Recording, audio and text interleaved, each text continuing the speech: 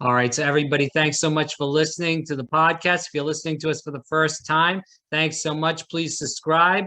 And if you are following us on social media, it's Convos with Rob on Twitter.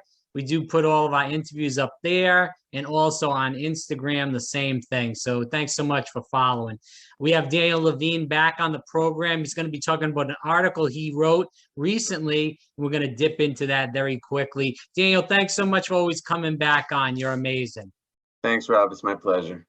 Now, you did write an article about Daniel Pearl. For people that don't know, he was a journalist that was kidnapped. He was beheaded, I believe, and you can correct me if I'm wrong, Daniel, on that. I believe it was back in 02 or 03, around that time frame. So Daniel did write an article about this. Obviously, Daniel Pearl isn't the only journalist that's been beheaded or captured. In general, there's been many. So we're going to talk about that article that he wrote. So Daniel, if you could give the audience a little bit about that article that you wrote about Daniel Pearl?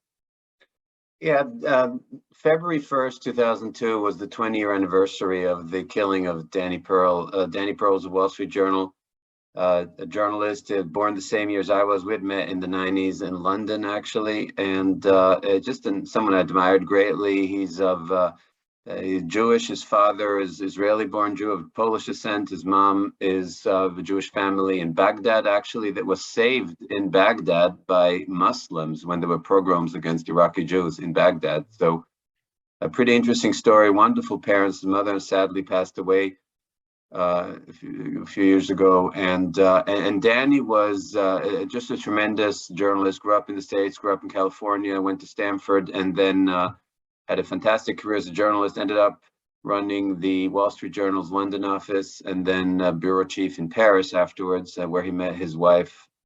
And he was doing all kinds of stories, really interesting things, for feature pieces, cultural pieces, human interest pieces. And he was in Pakistan, actually trying to have an interview with a Muslim leader. And he was trapped into that interview, essentially, and captured on his way to that interview in a Karachi restaurant, and was held for a while, and then brutally beheaded, actually, and assassinated. His body was cut up into 10 pieces and buried. And then there were trials, obviously, of the killers, but I didn't want to get too much into that. And I was asked at the 20-year anniversary of his death to write an article to commemorate him, which I did. But what I wanted to do was essentially write something also that talked about how journalists are really abandoned both by their governments and also sometimes, very often, unfortunately, by the newspapers and media companies that send them into war zones.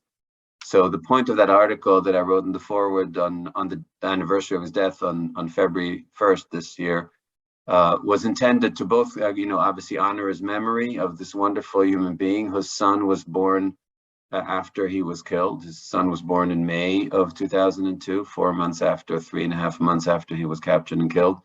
So he never got to meet his son. So obviously, aside from this human tragedy, the fact that American and other journalists constantly go into war zones and face this kind of harm and are completely unprepared for that. That was the context for this article. So it's really also a warning cry. Obviously, I deal in this. I just wrote a book, Proof of Life, that and you've talked to me about, that deals exactly with that, with the sort of dirty little secret of aid workers and journalists that find their way into war zones and are completely unprepared. So, we've had many journalists, as you stated, Daniel, that have been captured, beheaded. Some have, been able to get out of there, by people like you that do help out in those situations. Can you go through, for the people that didn't see the interview, and I do hope that people go and look up DanielLevinAuthor.com, and you can buy Proof of Life on there. Daniel's a hostage negotiator. He's a person that's worked on these issues for such a long time and helped many people get out of these terrible situations. Can you talk about what goes on in these situations for people that don't even know? Yeah, so let's take a journalist as an example. This could be an aid worker. This could be adventurers. In the case of Proof of Life, it was someone sort of an adventurer trying to retrace someone's roots into Syria. But the example I give in the article is one that's repeated many times, and it's not that dissimilar actually from Danny Pearl's story. Essentially, You have journalists, very often freelance journalists, because newspapers and TV stations are reluctant to send their own correspondents deep into the war zone. So let's say the New York Times is going to report on the Syrian war through their correspondent in Beirut, right? Or people are not going to travel often to Afghanistan or to Yemen, the steady correspondence. So what happens is you often have journalists or aspiring journalists who can't quite get a job, try to submit the articles, they're rebuffed, and then say, well, I'm going to take a risk. I'm going to travel to the really craziest part of the war zone. And often, I'm telling you, often they are kidnapped within 20 minutes of crossing the border. They actually hook up very often with a bunch of young kids who they don't realize actually works, for example, in the case of Syria, either for ISIS or for the Nusra rebels, which is Al-Qaeda in Syria. And they're kidnapped and held, and then the negotiations begin. What happens here, and where I wrote the article, is also from the perspective of the family. So the families don't hear from this kidnapped journalist, and first they get desperate, then they call often their local congressperson, and they're often given the runaround. Sometimes end up talking to staffers and say, oh, don't worry, he's going to show up in a few days, and he's going to have great stories to tell, even though this person has no basis to say that.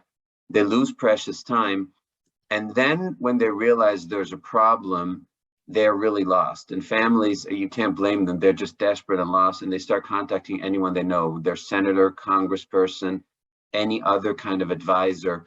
And that's when the publicity industry and the empathy industry kick in, right? So it's like everyone starts giving press conferences, Secretary of State starts to tweet and give and do Instagram posts and everything possible to publicize this kidnapping, when in fact it's the most dangerous thing that can happen to a person, because the moment that kicks in, the kidnappers think that they have now someone of great value. Why would a Secretary of State tweet about the person that they have unless this person was of great value, or even a CIA agent, for example?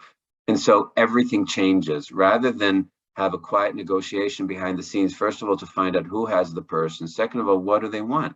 If the Syrian regime has someone, that's a whole different ballgame than if ISIS has a person. That's a different ballgame than a different Islamist group versus any criminal gang, right? Some want it for ransom, some want it for the shock value of the execution, some want it as a bargaining chip for future trade of prisoners, some want to trade the hostage for drugs or for weapons or for little girls that are sex trafficked from little villages. I mean, you're in the war economy at this point. And so the Western hostages just become commodities in these wars, and the families back home in the States, in London, wherever it is, are completely unprepared. So the point of my article was to just flag this and say, please don't just kick into public statements. And the politicians are the worst. There's even, the State Department has an office and a person called SPEHA, which is a special envoy for hostage affairs, presidential envoy for hostage affairs, and they really have no access to these war zones, so they just start flailing and contacting anyone that they may know, former diplomats, commercial people in oil companies who are active there. And all this does is make the predicament of these journalists and aid workers worse. And so in the end, when you have these tragedies and they get beheaded, they get tortured, the only ones that really do make it out alive are the ones for whom ransoms are being paid, which is also a little dirty little secret, because the US, it's illegal to pay ransom to terrorist groups, foreign terrorist groups. And even when it's not a foreign terrorist group, the US officially has a policy that doesn't pay ransom. So then you got this little wink, wink, close your eye, where the Qataris will pay the ransom if it's an Islamist group that holds them. You're in a really ugly part of the world and an ugly aspect of the world. And the ones, that you really feel so sorry for, of course, the journalists, first of all, themselves, or aid workers, and then their families, who are just so abandoned by everyone, including by the host government. Not so much because the host government is evil, but they're just comically clueless or tragically clueless. They don't really know how to deal with this. I want to ask you two quick questions before we end. First question is, how do you adapt from, dealing with ISIS, dealing with a regime? There's all sorts of ways I'm sure you go about doing this, and you know how to deal with these different people. So how do you do that? Well, you have to, like in any negotiation, you can't just negotiate in an absolute. So, if I'm going to have a negotiation with you, I need to take you into account, who you are, what's your background, what do you want, what's your network, and often it's indirect. Sometimes I'm not the one who can give you what you need. Sometimes I need a triangle relationship. It's like a three-party trade in sports, right? It's the other person who has the asset you need, and you need to start packaging the value. That requires a lot of knowledge. You need to understand your ground. So if I'm in Syria, I need to know all the nuances between the various rebel groups, between the regimes, even within the regimes. I'll give you an example. If a militia, even within the government, let's say the regime has a Western hostage, if that hostage is being held by troops or militias that are loyal to the president, Bashar al-Assad, they're going to have a very specific need. They're going to want their bank accounts unfrozen. They're going to want political recognition for their boss. If, on the other hand, it's a group that reports to the brother's younger brother, Maher, who's the head of one of the most vicious military units, they're going to want something different. They're going to want weapons. They're going to want even chemical weapons. You have to understand, and that's within the regime. Imagine how many nuances there are. So to do that, you have to have these relationships in advance. You can't just travel to Syria and say, here I am, fall in love with me because of my blue eyes and give me what I want. That doesn't work that way. And you also don't parachute in behind enemy lines. That's like Jason Bourne movie stuff. The work is really hard. And to do it, you have to, first of all, recognize the groups. You have to have known them before. You have to have relationships where they trust you, where you're not going to screw them. Because if you screw them once, the next hostage gets killed. So you have to also deliver on your promises. You can't just come in and say, okay, here's our deal. You give me this hostage, I give you this, and then you don't deliver. Because the next 10 people get taken hostage and just executed. Right? So there's a responsibility in how you're going to go about it. But the nuance and how you distinguish between the groups means you have to have years of experience in that particular area. If you told me, hey, there's a hostage situation somewhere in, for argument's sake, India, right? I'd have to say to you, well, Rob, I don't really have a network of relationships there, or even Pakistan, to use Danny Pearl's example. It's not an area I've been active in. Our foundation hasn't been active there. There are going to be others who are better suited to help you out there. So sometimes it's also, as a negotiator, knowing what you know and what you don't know. And if you don't have that network and that strength that's needed in a particular area, you have to have the modesty to also say, I'm sorry, I don't have that skill. Here's what I would recommend you do. Last question. What do you hope people get out of this interview? And basically, obviously, we've been speaking about the whole interview as Daniel Pearl and his passing. I hope that, first of all, I think that people need to learn, and this goes mainly for governments, and of course, tragically for families, then there are many Americans still in harm's way. Some are being held as detainees by foreign governments, some are being held by terror groups, some by criminal gangs. I hope their families understand that publicity is never your friend. Unfortunately, as much as, it's tempting, I'm not talking about t-shirt campaigns or bumper stickers or lawn signs. That's fine. That's signs of support for the family. That's wonderful. I'm talking about, a Secretary of State giving a press conference saying we demand the release of so-and-so held by criminal gangs, or it's illegal under the Geneva Conventions. People, not only are they not going to take that seriously, it's going to make the situation worse. So in terms of, other than expressions of solidarity, what I really want people to get out of it is when you have this moment, whether it's government or families, the first thing you need to do is shut up. Don't talk. Figure out what kind of a negotiator has access to that region, access to that groups, and let them do their work behind the scenes quietly. The moment you start to speak, the moment you have press conferences, or even on the floor of the Congress, some symbolic bill that's being passed, right? All these things are counterproductive. Just be quiet and let the people do the work quietly behind the scenes. It's very rarely that publicity is helpful. I would say it's never helpful. In some rare instances, it doesn't do any harm. But for the most part, the rule of thumb is stop talking and let the professionals actually do their work. DanielLevinAuthor.com. Daniel, thanks so much. Thanks, Rob.